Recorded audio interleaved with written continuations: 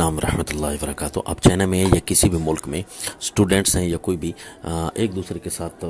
Currency کا تبادلہ کرتے رہتے ہیں اور اس میں تھوڑا بہت آپ کو نفع بھی آ جاتا ہے، تو پہلا ایک قانون یاد رکھیں کہ آپ جو ہے ایسا کوئی بھی غیر قانونی کام نہ کریں کہ جس سے جو ہے آپ کو کسی بھی موڑ پر نقصان آ سکتا ہو، کیونکہ شریعت نقصان میں اپنے آپ کو ڈالنے سے منع کرتی ہے۔ لا تلقوا بایدیکم الی التہلکہ، یعنی اپنے آپ کو خواہ ہلاکت میں نہ ڈالا کرو۔ تو ظاہر ہے اپنے آپ کو ہلاکت میں ڈال کر یہ کام کرنا یہ ٹھیک نہیں ہوتا، لیکن اگر کسی نے کر دیا تو حرام نہیں ہوگا۔ یعنی اگر ایسی کوئی بڑی بات نہیں ہے، بلکہ تھوڑا بہت آپ وہ کرنسی کا تبادلہ آپس میں کر لیتے ہیں اور اس میں آپ کو پروفٹ بھی آ جاتا ہے، یا ایک آدمی کو آپ یہاں جو ہے پاکستان میں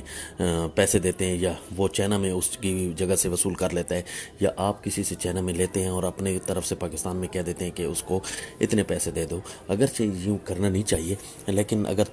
تھوڑی بہت ایسی کوئی رقم ہے تو یہ حرام کم از کم نہیں ہوگا، یہ آپ کے لیے جائز ہوگا، لیکن یہ ہے کہ اس کو اپنے آپ کو رسک میں نہ ڈالا جائے۔ والسلام۔